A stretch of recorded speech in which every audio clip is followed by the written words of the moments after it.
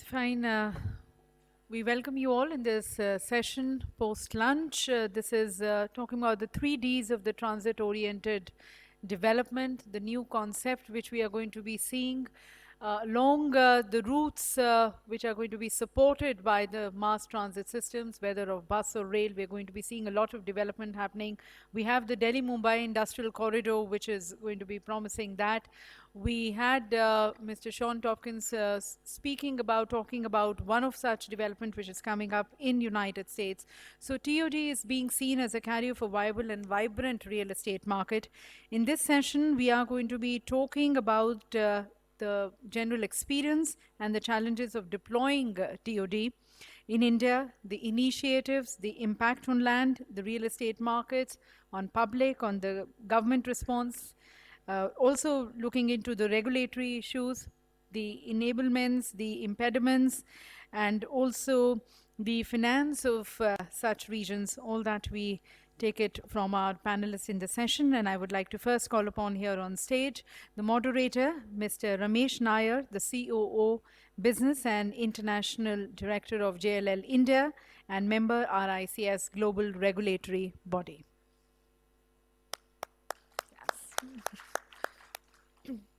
Our speakers, Ms. Amanda Clack once again joins us as the speaker of the session, President RICS and partner and head infrastructure ENY. Our next speaker, Mr. Shailesh Pathak, Executive Director, Bhartiya Group. Inviting now Mr. Vijay Rizbath, the advisor and consultant, urban and habitat planning. Mr. DTV Raghurama Swamy, our next eminent speaker, the director of the School of Infrastructure Research and Institutional Consultancy, RICS School of Built Environment, Amity University, and Ms. Shreya Gadepalli, the director, South Asia Institute for Transportation and Development Policy. So welcome to all our panelists, and I would like to now request the moderator, Mr. Ramesh Nair, to take over from here for the proceedings of the session. Good afternoon, friends. The topic is timely. Our key objective is to get the best of speakers and timely topics. What we're going to be discussing today is transit-oriented development. We're going to see what's the potential, what are the challenges, learn from the panelists, what are some of the international case studies which has been successful. We'll also look at how it can have a positive impact on the realty sector. Amanda, let me start with you. You have done a study recently on transit-oriented developments. You've compared various cities globally, especially looking at some of the successful models in cities like London. Where do you see the key challenges in a market like India? Well, I think the report that we did, which I mentioned earlier, is actually called The Hub and the Place, and it was a report that RICS undertook, and it actually compares King's Cross, London, Guangzhou in China, and Karkaduma here in India. And it's really interesting because whilst they might initially be perceived as very different geographies, clearly, and also economies, actually there were some really strong themes that came out that actually brought a lot of similarities together. In particular, the need for having really strong leadership and strategy in terms of actually setting the agenda and having clarity about what the objectives are, particularly, I think, when it comes to infrastructure. But then also looking at the need for good governance in there so that you've actually got really strong decision making. And I think, you know, the backdrop to that is always around having, you know, different social, economic, political, and environmental contexts. And I think whilst each of those particular examples might seem very different, you have to kind of work within the environment in which those are set. But I think the common principle is actually around where governments take decisions to invest in key infrastructures, hopefully enabled by public sector funding. You're more likely to, one, attract the private sector financing that you need that kind of goes alongside that, but also you get this wider ripple effect of economic development. And I think for me that's key when you actually look at countries like India, where infrastructure is so key to actually provide that connectivity between these fantastic new developments that we're seeing. What is, if you have to take one city as a model city internationally from where we can learn from, various cities in India can learn from, one global city, which one would it be? I think it's interesting because, effectively you're looking at different types of economy around the world. So, London is very much its underground and its infrastructures that it has have been around for a very long time. And actually, the use of the underground and public transport is incredibly high in the UK. So I think, for me, that's quite a good aspirational model. And also, we've recently introduced the National Infrastructure Commission, which for me was kind of like a major milestone, and RICS has been incredibly supportive of that, because actually what that did was set a 30-year, or they're setting a 30-year long-term plan around what do we need to do around infrastructure development. But so for me, there's some lessons learned that, for example, India can take. I think the other one I'd say is, a country like Singapore is quite interesting as well, because they've managed to undertake major developments within that country, and also kind of really combine the culture and the heritage that's inherent within the country alongside really modern development. But again, very high public sector utilization. I've just come back from Brazil, Sao Paulo, where I think they have a different type of problem, where actually what you really need there is to get more people using public transport. They've got the highest use of helicopters anywhere in the world. And when you actually get the rich using public transport, that's when you really know it's a success. So I think there's lots of different lessons that India can learn from lots of different countries, and it's about how do you take the best of all of those together. Shailesh, you are developing one of the few successful private cities in the country. Thank you. What are some of those challenges you have seen with regards to transit-oriented development? So let's begin with a micro example. Bhartiya city in Bangalore is 20 million square feet, spread over about 126 acres. Because of Bangalore's policies, we can do it in 126 acres. If we had to do the same thing in Gurgaon, we would have required 600 acres.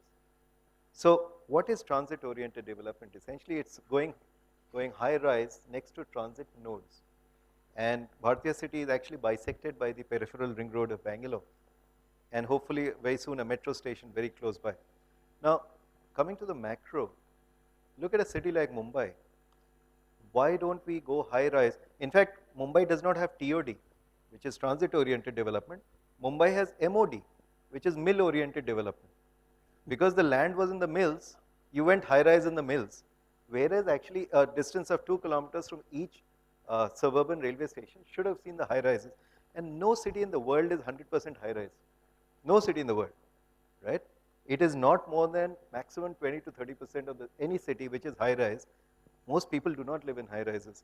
So can we get this done in Indian cities? And I'll leave the answer to the others, but I'll just say this. You talked about Singapore.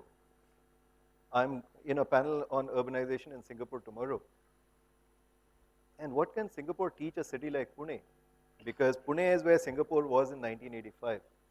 But Singapore has very, very systematically developed its metro, its public transit, it's got mixed use. So returning to my Bhartiya city theme, why is Bhartiya city successful? Because we have designed it as a completely mixed use live, work, play. So the design objective is very simple. A 4-year-old child should be able to walk to her school without any grown-up. I think that's a very powerful design objective, and I don't know most places in India that can actually accomplish this. So why has IBM, why has Infosys taken up so much space in Bhartiya city? Because they say that attrition is the biggest problem, and Bangalore traffic is the biggest cause for attrition. So in Bhartiya city, they'll be able to walk to work. My employee is not going anywhere. So the sooner real estate industry operators realize that TOD is good for them and it's good for cities, I think all of us will make more money. That's a good way to look at it. Shreya, you want to add to that?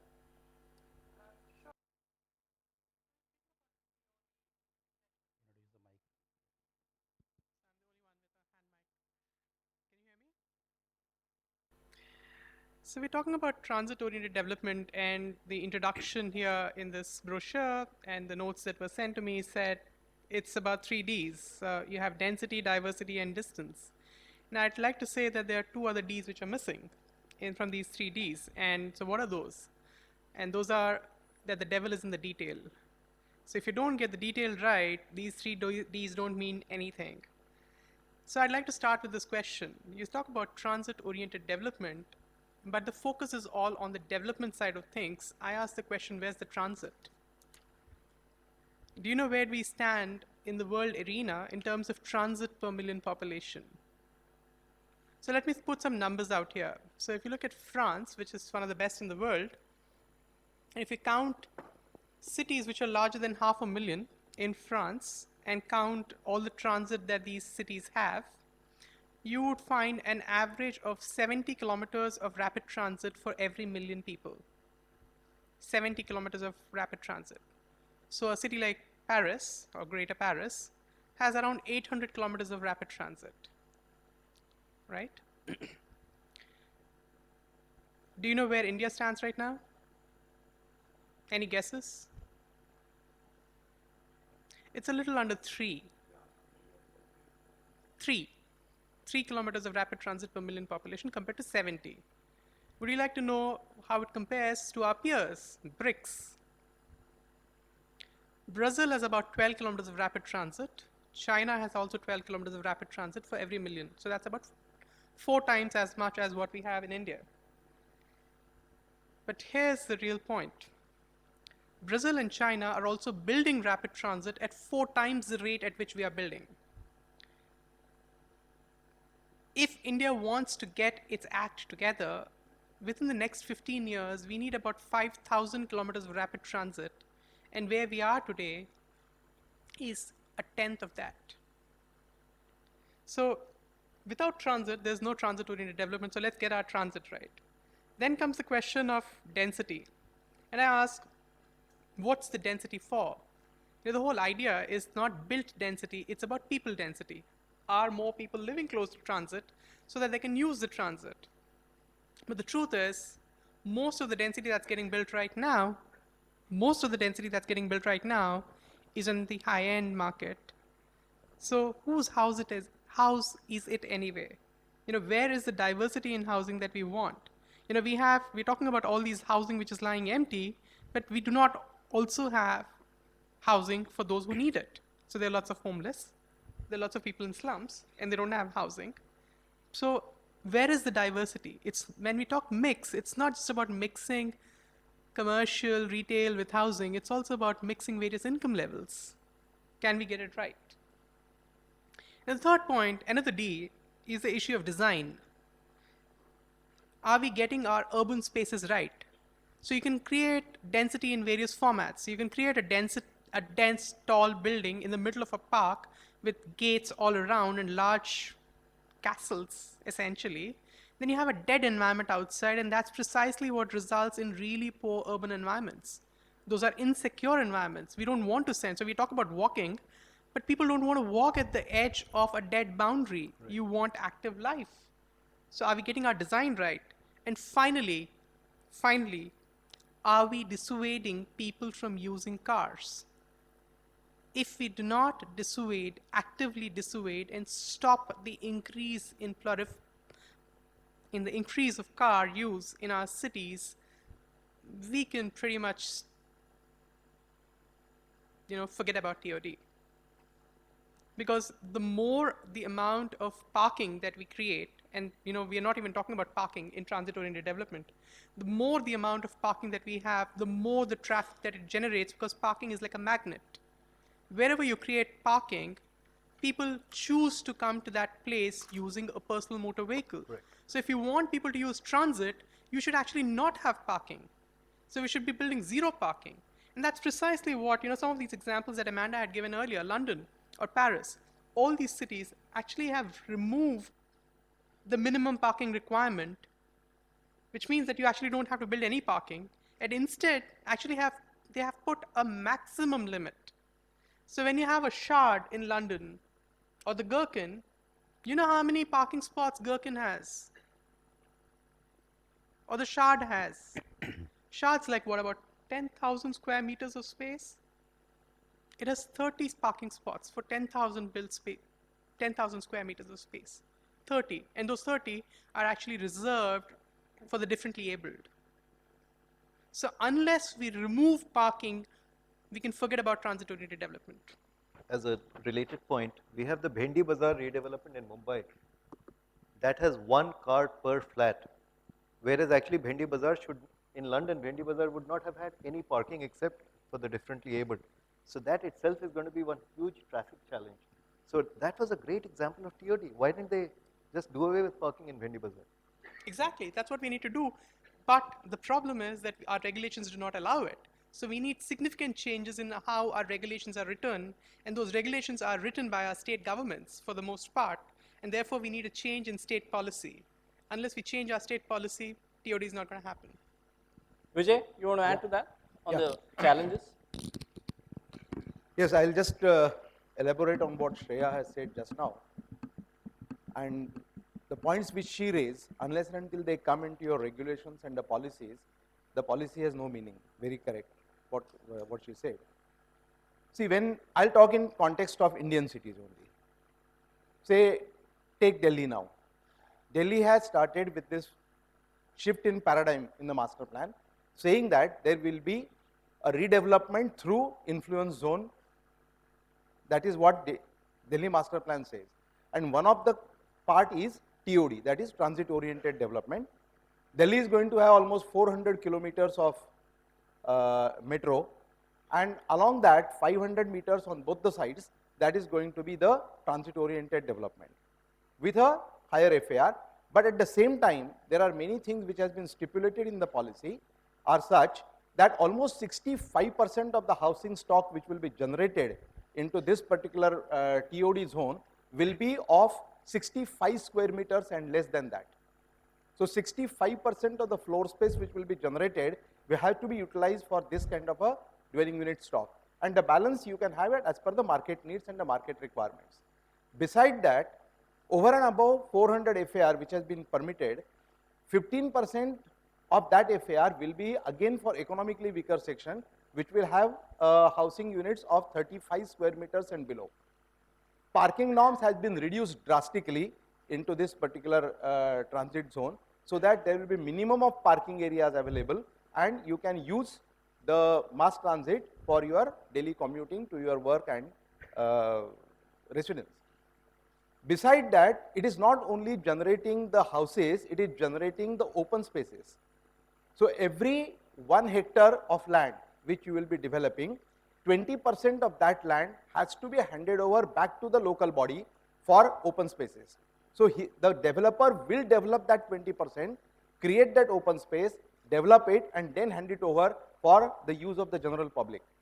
Similarly, 10% of the road area will also be handed over to the local body, so that the people staying behind that 500-meter belt can commute to the metro station every 250 meters distance. So what the concept, the whole conceptualization is in such a manner that you identify these 500-meter zones with the physical boundaries on the land, on the zonal plans, and permit 400 FAR for every use. Whether it is the use is residential, whether the use is public, semi-public facilities, whether it is a commercial, but in every use, what is compulsory is 30% residential component, which will be having 65 square meter units. Now this is what Delhi master plan has stipulated, but where the implementation may have a difficulties is its very descriptive regulations which they have prepared.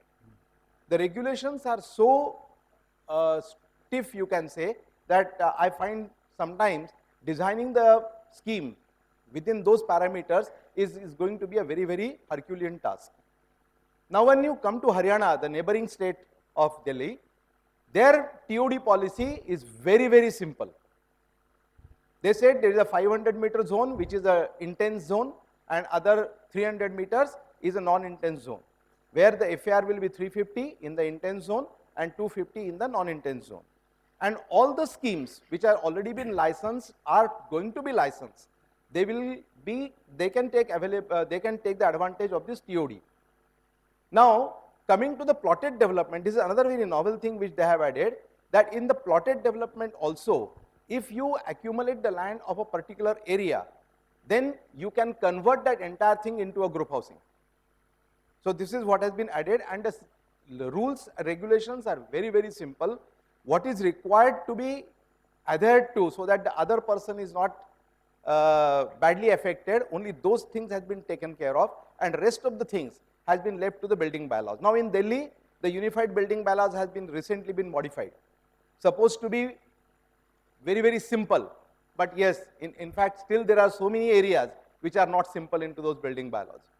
Now similarly, when you are making the regulations, those regulations also state the building bylaws. So this is going to be a contradiction between the unified building bylaws and the bylaws which has been devised for implementation of the scheme. But I feel these TOD areas have a great potential. If you can really develop these areas in a correct manner, in a proper manner, I think there will be no further acquisition required in Delhi. You will get almost around 14,000 hectares of land, 14,000 hectares of land which will be available for TOD development in Delhi.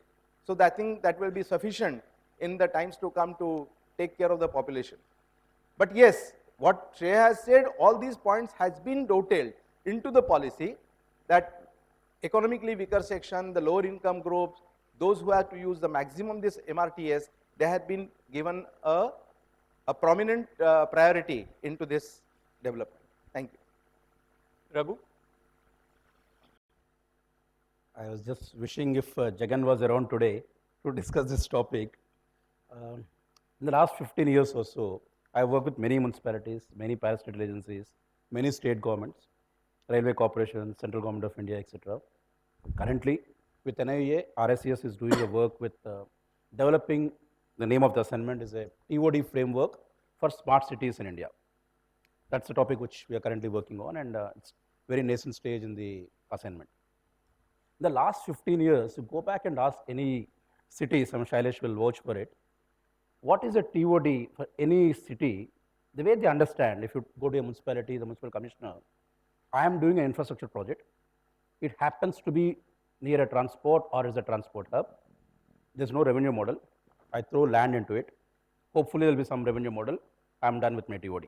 That's right. That is exactly the model which people have followed, irrespective of it is urban local body or a parastatal agency or a Asian Development Bank or a Department of Economic Affairs, Ministry of Finance. Now, the understanding of TOD in the country is extremely basic. Now, that is a fundamental problem. Issue is, where do we need TOD? Do we need TOD? Does it apply in every situation? Who will apply, who will work, who will not work? Which situation should we see, will not see? The data if you see in the country, the rail-based transit systems, not more than 15 in the country are there, and all the big cities. The bulk of the cities are going to go on a bus-based or a road-based systems. In that kind of situation, given the capacity to absorb real estate, given the capacity to generate money out of that and whatever we have been seeing of late in the last 3-4 years, is it really worthwhile to come out with a TOD policy, and how much traction are we going to see is a big question. If any, I strongly feel, and this is what we are trying to do in the model, we'll try and prove, I may be wrong, end of the assignment may be completely different, but are we able to prove that TOD is applicable to any city, and can they make actually some benefit out of it? That's open to question. Now, as part of the Smart Cities program, the TOD, what we have done, we have taken about 15 different commissioners, and they went to UK, and RSCS hosted them at UK, and then we showed them everything.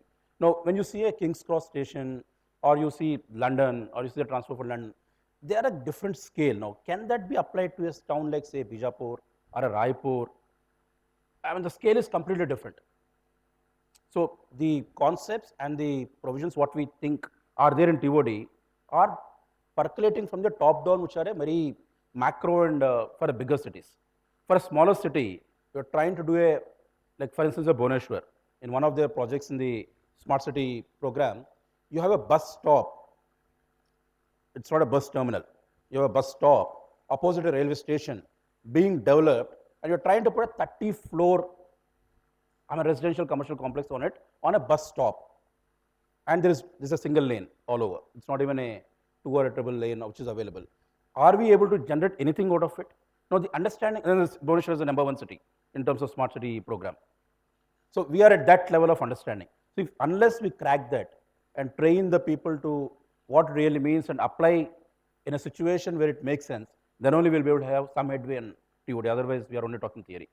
You want to add something, Shalin? Yeah, I think we have a great chance in the next 3 years of making TOD happen. And I would like to lead with the railway station modernization example.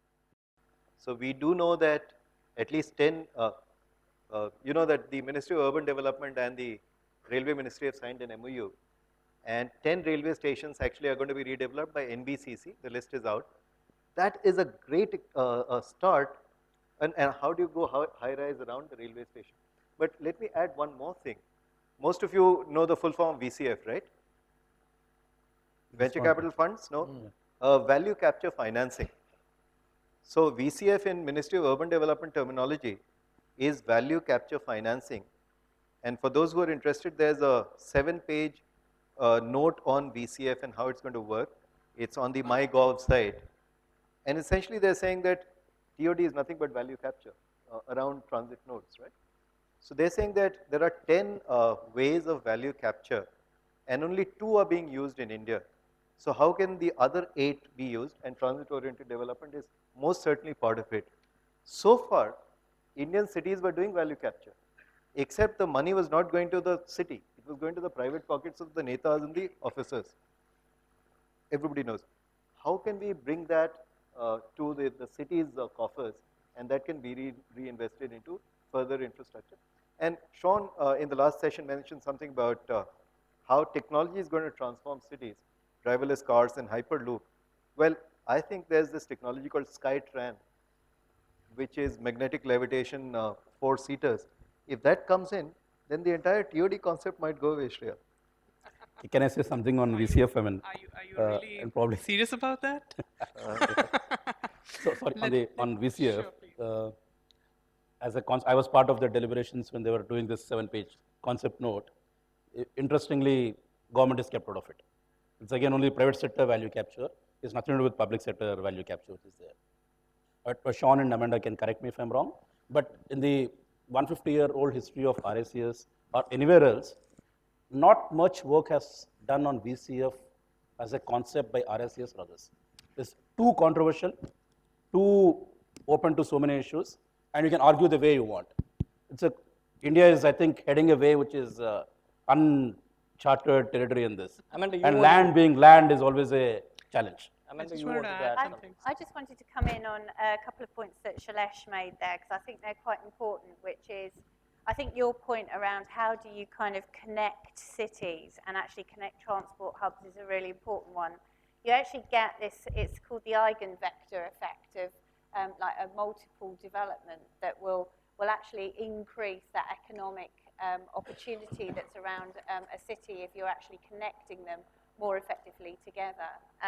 I think the other point is actually the one you made around the densities above stations, because I think, you know, countries are starting to look much more around station capacity, actually as the station itself, so actually building vertical cities above the station, and then kind of coming back to your walkability index of where do people live, work and play, that really starts to play in the ability to actually get that working much more effectively. But I think Shreya's point as well about the green infrastructure is a really important one that we don't want to lose sight of, because I think, you know, there's always, if you look at cities like Hong Kong, which probably has sort of one of the highest densities anywhere in the world, and they've gone vertical, you have to make sure that you still build in that sense of community, but actually also you need to make sure that you're really truly valuing green space within that. And I think quite often developers aren't incentivized enough to actually retain the green space, and that's really important when you're actually starting to look at how do you maintain that sense of community within cities that are becoming increasingly dense. So I think density is good, going vertical is good, but you have to kind of be mindful about thinking differently about that connectivity, because actually for me, there's no question that you you don't get that wider ripple effect that I was talking about. So investment in core infrastructure hubs does absolutely take you much wider in terms of the development effect that you can have. Shailesh, I'll go a little off topic because you're a large Bangalore developer. I actually Uh, wanted to add something to the We'll previous just come back. speakers. We'll just come back to you. Shailesh, last week's events with regards to Trump coming to power, he's been talking about anti-outsourcing. Today, in a country like India, 50% of all office space demand comes from IT companies. And in a city like Bangalore, around 95% of office space demand is IT companies. What's your, there are a lot of real estate players in the audience. What's your take on Trump impact on office space demand in Indian key cities? So that's a very unusual question. I'll link it with demonetization also. Right? So, I mean, Bhartiya does everything through check. We do not do anything in cash. So demonetization is great for us because effectively the guys who are dealing in cash are worse off and we are better off. In terms of Trump's impact, I mean, my friends tell me that it's much cheaper hiring an engineer in the Indian context instead of shipping him or her to the US. So I think there's going to be a higher demand in Bangalore for office space and residence space because instead of sending them for a bench in the US, you're going to retain them in Bangalore. But if he's anti-outsourcing, then work itself will stop coming to Bangalore. Right? I think there's this old saying that you campaign in poetry and govern in prose, right? So a lot of the things that you say during elections are meant to win elections. And thereafter, I mean, thereafter you do the right thing. So I don't think the threat is that he'll stop complete outsourcing. I'm sure that he'll insist. In fact, why America? China. I was in Shanghai and I was told that Xi Jinping is insisting that you do not hire expatriates where you can get Chinese executives. But is that a threat to outsourcing? Perhaps not. Shrey, you wanted to add something to the Yeah, previous certainly. question? I wanted to ask this room if you know how many people use cars for their daily commute in Bombay As a percentage. as a percentage. You see streets chock-a-block full of cars, right? 40%? 10, 14%? 10. 10%? 4%? The 4 is closer to reality. It's 5%. So 95% have nothing to do with the cars. And let's also remove the two-wheelers. Do you know how many people now use a non-personal motor vehicle form of transit or transport? 85%. It's close to 88%. So we are already transit oriented in some senses, just that the development did not do it. Neither did the government do it. It just so happens that that's where we are. But it's not going to be where we will be in the future unless we do something about it. So let's be clear that there has to be some solid action on the part of the government, and the private sector will have to play a role. Left to the private sector, transit-oriented development is not going to happen on its own. It'll have to be a joint effort. The second issue that I want to talk about TOD is that we forget the human scale altogether, because unless we create a human angle and a human scale to development, it's not going to be transit-oriented either. And really, TOD, I'm a little concerned speaking about TOD only in terms of VCF, because TOD is not about VCF, not at all. TOD is actually an approach of how a city should be. And so when Raghu says, is transit-oriented development the right approach, I don't see it as a building which is dense. I actually see it as an approach of how you create a city. Are we creating our cities around transit or not? Are we building enough transit there or not? And how do we integrate it? So you might say London is too big an example for Bijapur, but then let's look at Geneva. Let's look at Vienna. These are cities which are 500,000 size. They are the same size as Bijapur. It's a different matter that nobody in the world knows about Bijapur and everybody knows about Geneva, but they've done it. So it's that much more important for us to do it, because otherwise, pardon my French, we are screwed. So if you want to learn more about transit-oriented development, there's a very good resource. It's called the TOD standard. Go to todstandard.org. This is the best minds in the world coming together.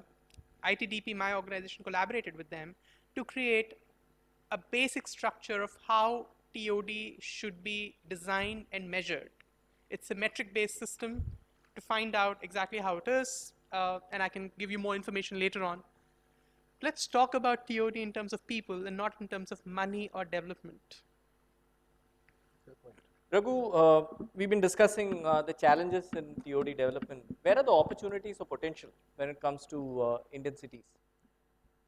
Every city will have some opportunity. When having said that it is difficult to implement, every city will have some kind of a bus or a rail-based system which is available.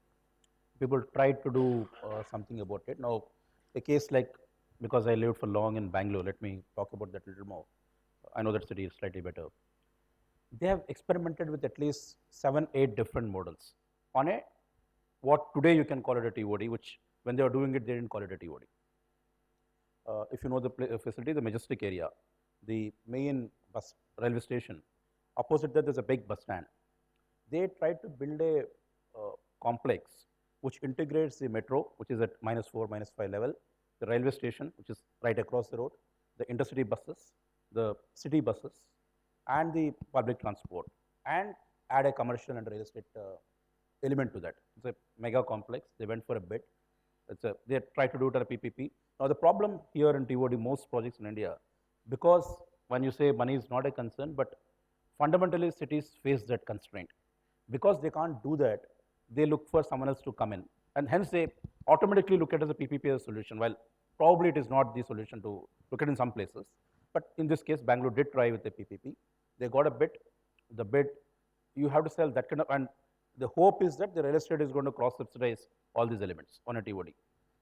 It didn't take off simply because the average rates, rentals, what they're expecting on a building of that size, you're like a 80 rupees per square foot rental on a average for about 20 lakh square foot is not going to work, something like that. So they did that and then they failed. Then they had the intermodal transit centers, IMTCs, whatever they're called, about 10 different locations in the city. Again, started off as a PPP project, but over a period, moved into a government funded because JNURM just got it into the market. So they saw some funds coming in, they used that. So today you have 8, 9 buildings which are completely developed, but because the principles of TOD are not thoroughly applied, all of the buildings are like kind of a ghost building. You have about 40%, 50% occupancy, and then building is idle, and you have the rest of the bus terminals which are going on. Smaller cities like Bijapur or even Andhra Pradesh or even Panvel here have tried to look at a bus stand and surrounding that what opportunities are there, which they can leverage. Now, that kind of opportunities exist across the city, across the country. And probably that is what we should start looking at. It fits into the overall game plan of a city plan, well and good. If it doesn't fit in, every city is not going to restart their planning process. You have to go forward from where you are. So these are some opportunities which will be there, which they'll have to take it forward and try and implement. Vijay, you want to add something? Yeah. We'll come back to you, Sri. Yeah. See, TOD along the metro corridor is not the only solution. Again, what we are really looking at it. There are many, it can be along the major transport network, where your BRT or whether your bus routes are traveling. So it is not, every city cannot have a jacketed kind of a solution. Every city has to find out its own solution.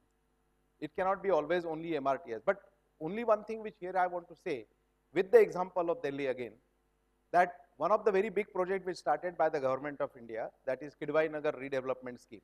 Many of you must have heard about it. And that scheme went into a coma for quite a long time because of the resistance from the people staying in the surrounding areas. Now, unless and until we take care of those reasons, when we devise the policies for TOD, whether it is along MRTS or whether it is along any other way, along the nodes, along anywhere, unless you answer that, all your these schemes are going to land up into the courts, land up with the NGT. Unless and until you have an answer from where the water will come, how you are going to dispose of your sewerage, how you are going to collect your waste, do the waste management, how you are going to have the parking, how whether the roads surrounding it have the capacity to carry out that load when you are going to add that area. I think this particular part was a very, very good, I can say, a very, very good incorporation in the policy statement of the TOD policy in Delhi. They said you have to carry out an impact assessment considering all these aspects and then float the scheme, so that any private player or any private developer or any owners who come together for the development, they did not have to go again for impact assessment. They can straight away get into the approval of the schemes. So unless and until you take care of that, unless and until you talk about infrastructure requirements, unless and until that is been answered very satisfactorily to the NGT as well as to the courts, I think probably all the schemes, wherever you do it, is going to have this land up into this problem. Because you announce a scheme, suddenly the person on the surrounding area will come forward and go for PIL. That already there is a congestion on the road, already no services are available, already water is not available, waste management is not taken care of, so no TOD or no additional. So this is, I think, probably very critical area for any of these TOD projects in times to come. Shreya, you want to add? Yeah, so again, there was a point about money and whether there's money or there's no money. So Bangalore, many of you probably have heard about the steel flyover in Bangalore. How many of you know about it? Yeah, most of you know about it, right? So there was this whole plan by the state government to create a steel flyover. First of all, it was not the city, it's the state government which is planning a steel flyover. I don't know why the state has anything to do with the city. Do you know how much it would cost? About 2,000 crores. Do you know how many people would be facilitated by it? So in a city of 1 crore, nearly, that whole piece of infrastructure would have facilitated around 10,000 trips a day. 10,000 trips out of 2 crore trips a day. That's how many people travel in Bangalore.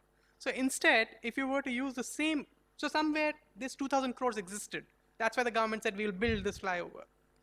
If those 2,000 kilometers were instead used to create a bus-based rapid transit, an at-grade bus-based rapid transit, and there are many good examples outside India. Unfortunately, we still have not gotten the best in the world, but there are examples outside India which really do well. We would have gotten 100 kilometers of rapid transit in Bangalore. So let's also look at the scale of what we need to do. I mentioned earlier that we need to do about 5,000 kilometers of rapid transit, but that's not enough. In addition to 5,000 kilometers of rapid transit, we also need 250,000 buses, and we need about 40,000 kilometers of good streets, streets which have walking good footpaths, because without footpaths, there's no transit. You need to walk to the transit system to start with. If you were to build all those 5,000 kilometers of rapid transit using metro, you would need, anybody did quick calculations? I'll tell you the number. You would need around 25 lakh crore rupees. 25 trillion rupees. Okay, lakh crore rupees. Trillion. Trillion probably, Lakh crore. just doesn't say it as much as a lakh, but also a crore. Lakh crore rupees.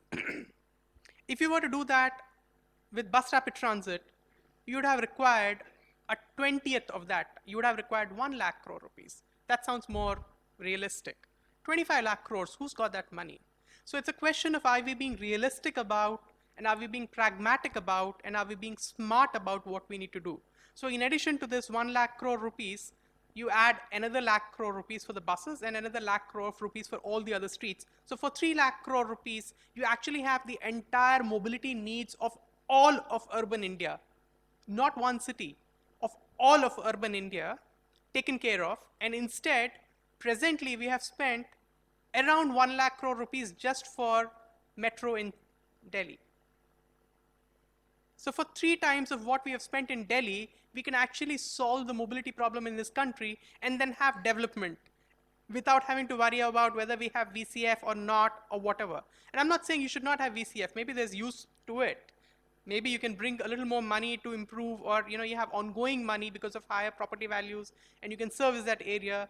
But the truth is, the money is there. We are being foolish about how we spend that money.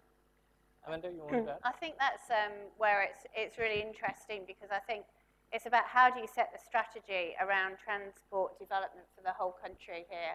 And I think, you know, quite often you get caught up in regionalisation, and actually it's exactly as you're saying, you need to be thinking about how do you develop the overarching strategy for the next 30 years for India, and how are you going to solve India's problems so actually you're getting the benefits in terms of value for money and really driving that through.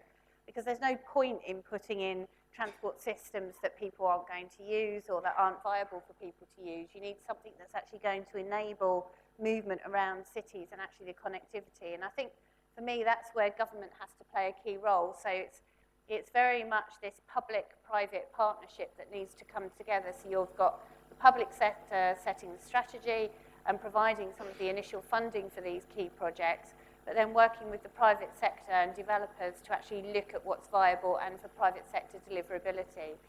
So really taking that long-term holistic view is absolutely key to actually making sure that you're getting the right things at the right time.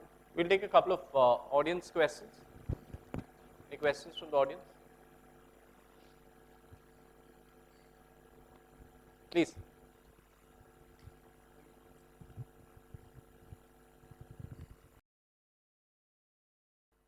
Large number of Indian cities do have the transit points available. Mumbai, in particular, with Western Railway and Central Railway, you have transit points available. Only thing is where we have failed, as ma'am rightly said, we have done it unconsciously, benefiting large number of settlements around. Only the work areas are not there. The biggest issue to make TOD development a success, it can only happen when you can integrate work area and living area together, including recreational area, so that the concept of live, work, play can be there. So our problem is not the lack of transit points. Same is in Chennai. We are in both those lines. We have a large number of transit points there. They're all living residential accommodations, all that we have done in those particular transit points. Work areas are all different. Even when we had a great opportunity in Dwarka with so much amount of sectors coming in Delhi, it's all houses, houses, houses and houses. Not a single area of economic development activity or work areas being there. So they all so that's where the problem lies. Actually, it all depends upon a mixed-use type of development as against the conventional master planning approach, a purely residential, purely commercial, like some type of development over there. So my larger issue is, since Vijay is there, so many planners are also there, TOD has got to be there for a combination of not only from transportation point of view and within a radius of 2 to 3 kilometers or 5 kilometers distance on two sides of the transit point, an integrated, self-contained, holistic development. So most of the work areas as well as the living areas with social, education, other facilities, healthcare, etc. are also around that particular. Isn't that where we are completely missed? Or my next question is, have you completely missed it for the next 20 years because already the master plans for all the cities are already ready. Existing brownfield cities there is already there, which is already decided what should come where. So it's a question that I would like to ask all the panelists. To me, it looks like we are trying to create an opportunity of doing, excepting maybe a little whitefield project in brownfield smart city development as against a new greenfield project where you're 250 kilometers of distance like Hubli Dharwad with a mid-strip. You can really think in terms of transit-oriented points and then take all the related work areas and living areas and social spaces together. Amanda, Shalish? Can I take a crack at that? You know, Bhartiya city is 20 million square feet. It's got 7,000 homes. It's got a school. It's got a hospital. It's got 6 million square feet of office space. It's exactly what you're saying. It's live, work, play, Accepting the higher end of the housing. It does not inclusive habitat. I think that is a nice point. You know how much ma'am also raised, both of them the raised. price of housing You have to provide all groups because Mr. 80% of those economic development Please hear me activities, out. they want a place to stay there. Is 30 lakhs to 130 lakhs a good price point for a home? The home starts at 30 lakhs, goes up till 130 lakhs. And what I would ideally like to do is encourage similar integrated live work places along all metro stations. Not along all railway stations. Sir, Why not? You'll have the luxury housing, you'll have the premium housing, you want the affordable housing and social segment. In the 1, 2, 3, 4 rule, 30% will covered. Your 70% still won't be covered. They'll have to think of Sir, housing in some area and come back. we are This launching plus. homes between 12 and 16 lakhs cost to customer. And that can actually be built vertically on top of the railway station. Yeah. Girls, working women's hostels can be built. So I just like to say there are two issues that we are confusing. One is the priority that we give to transit, and the other is city design. Now in Mumbai, why did we make the Mumbai Trans Harbour Link? With the same cost, how many people use the Mumbai Trans Harbour Link on a daily basis? Not more than 40,000 cars. In the same cost, we could have air conditioned all our suburban railway coaches. So that's a different issue. That is priority. But here we are talking about how do you design cities better using transit nodes to go high rise and make integrated live, work, play solutions next to each transit node. And I think the second is much more achievable because the first, this kind of attitude that we have, saying that a bicyclist is socially inferior to the car guy, is going to take a longer time to solve. But We'll all take- I'd like to say is that unless you have the first, the second is meaningless. No transit-oriented development. The very route is removed, then we can create as much development as we want to create. It'll not be transit-oriented, and it'll probably actually create more problems because the present regulations also require a lot of parking. So probably you're building parking, not whether you like it or not, you're still building parking, which means that all those people are actually going to use cars to travel to wherever they are, especially in the absence of the transit that we're talking about. And an issue also about our industrial policy. There's a complete mismatch. On the one hand, we're talking about TOD. On the other hand, our industrial policy at both the local and the national level, there's a mismatch. Our national government says, let's build cities which have more transit, but our national government's, that's Ministry of Urban Development, but the national government's industries department says, let's triple the production of cars within the next 10 years. Complete mismatch. Our industrial policy in cities, we're talking about TOD, the city comes up with a TOD policy, and then the industries department of the state government says, oh, we will create this transit, or we'll create this IT park 20 kilometers away from the city. And it's all monofunctional. There are no houses. Only IT companies are going to be there. Complete mismatch. And then we talk about affordable housing or actually slum relocation projects, and we create all this housing 30 kilometers outside the city. Examples abound every single city, like whether it's Chennai or Ahmedabad or Bombay. We try to create these places which are like far out of nowhere, and then expect that these people will travel to the city for their jobs. And I call this the desperate housewife syndrome because, maybe the guy in the house gets a job, comes, travels, and gets a house. But the woman who would probably be presently working as a housemaid or doing something else within walking distance no longer has that opportunity close. So let's talk in terms of access and livability and equity and not talk in terms of money and building. One last question we'll take from the audience. Please.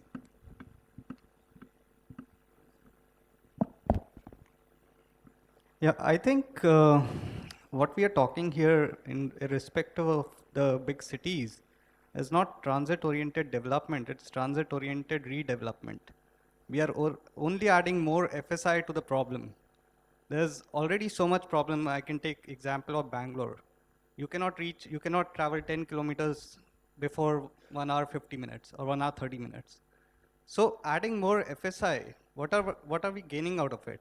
If the development is to ease the traffic, then there should not be any more FSI to that. There's already more problem there. We have to solve the problems. Great. With that, I have a point on that. yeah. So the problem is actually not the FSI. I'm very sorry to say the problem is more parking. Yeah. You remove the cars from Bangalore, it has no problem. If you create more transit and create less cars or have less car trips, you have no problem at all. So we allow unlimited amount of parking presently. We not only require a minimum amount of parking, and we allow unlimited amount of parking to be built on a certain plot, but when it comes to development for people to live, we say no, capped here. You can have no more people here. So it's madness because cars create traffic congestion, not density. Density actually affords more opportunity provided you create transit around it. So you create more parking, you have dead cities, you have create more transit, add density, cut parking, create great spaces, you have life. Yeah. Because see, what happened always, all the time, whenever there is a problem of parking and problem of congestion, we said you increase the standard of parking. Say for example, commercial areas 3 ECS per 100 square meter, 2 ECS for 100 square meter for residential areas. But unless and until you reduce that, if you are really looking at this transit-oriented development, you have to have a great reduction in the amount of parking. Unless you do that, the congestion will otherwise remain on the roads. Samir, you had a point? Is in areas of real estate around the transit-oriented development vis-a-vis other areas, and how that land can be monetized better? Amanda? That's the report that I was talking about, so the RICS report on the hub and the place. I think you'd find that really interesting in terms of actually giving some of those measures on actually the benefits. And we've also done a report on placemaking. And placemaking is quite exciting because that actually talks about the valuation increases that developers can really learn from in terms of actually how do you get the right mix of development and therefore increase the overall value. So I think both of those two were, and they're free to download, so have a look on the website. Thank you. With that, we'll come to the end of this panel. A lot of key insights, a lot of learnings for me. I just thought I'll summarize some of the learnings. Amanda started by saying we need leadership and strategy. Clarity of objectives is very important. To make this successful, we need good governance. Infrastructure is the key to any success. She spoke about how London is a model city. We can learn from, many Indian cities can learn from London and Singapore. She spoke about how the National Infrastructure Commission and the 30-year long-term plan in London is helping the city. Shailesh spoke about how the Bangalore policy is favorable to high-density development, how he's able to capture all that FSI with a limited land, maybe something Mumbai can learn from. Singapore's is just a 30-year story. Live, work, play is something you're successfully doing in your city. Traffic is the biggest cause for concern. Shreya spoke about how the 2 Ds are missing, devil in the detail. She spoke about, gave some very interesting statistics, how for a million people in France, they have 70 kilometers of rapid transport.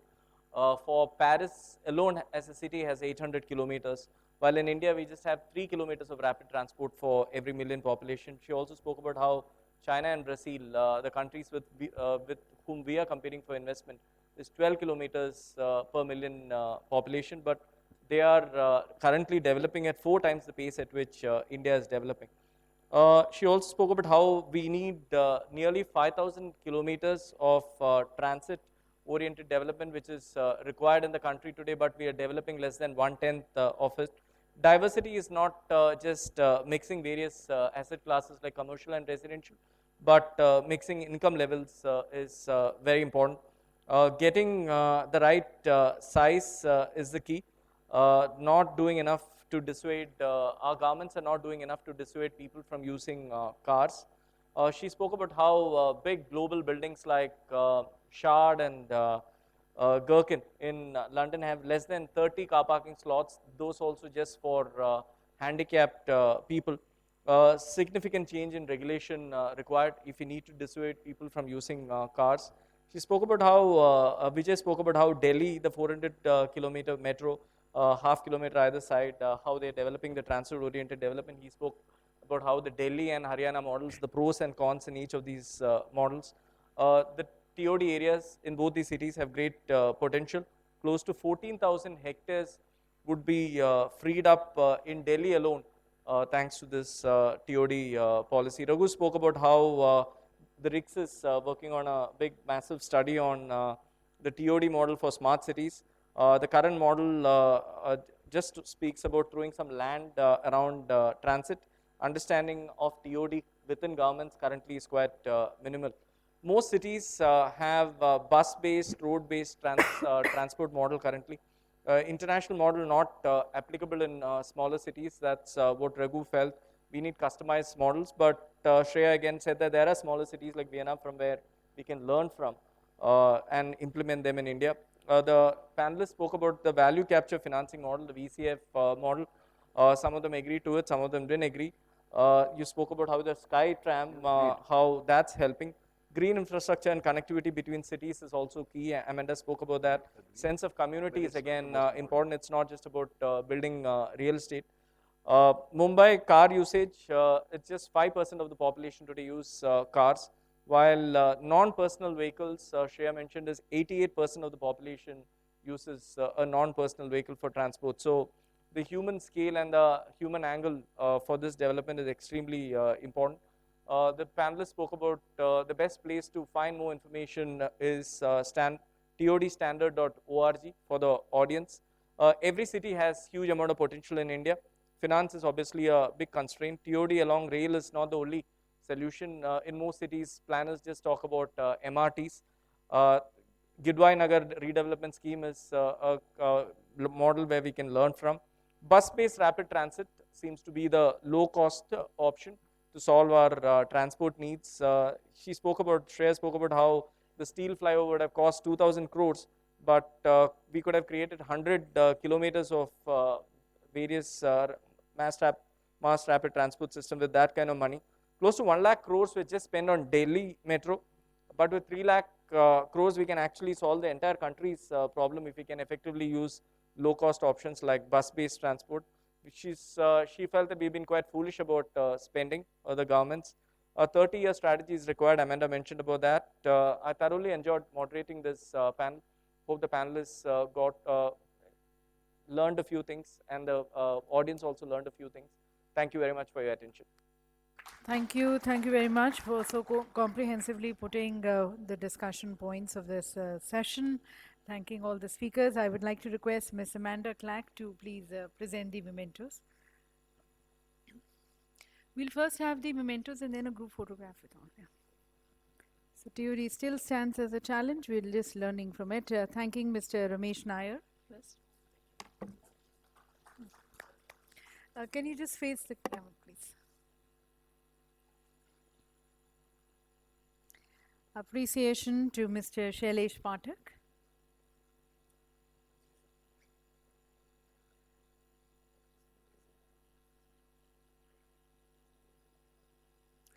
Thanking Ms. Shreya Gadepalli.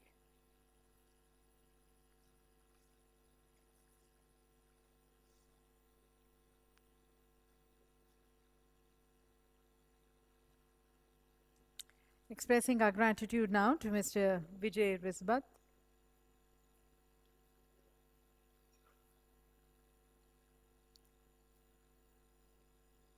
Thanking Mr. DTV Raghuramaswamy.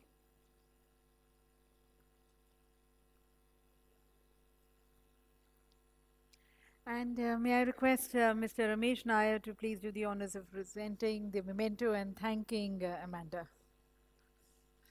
And then we'll have a group photograph. Yeah. Group photo.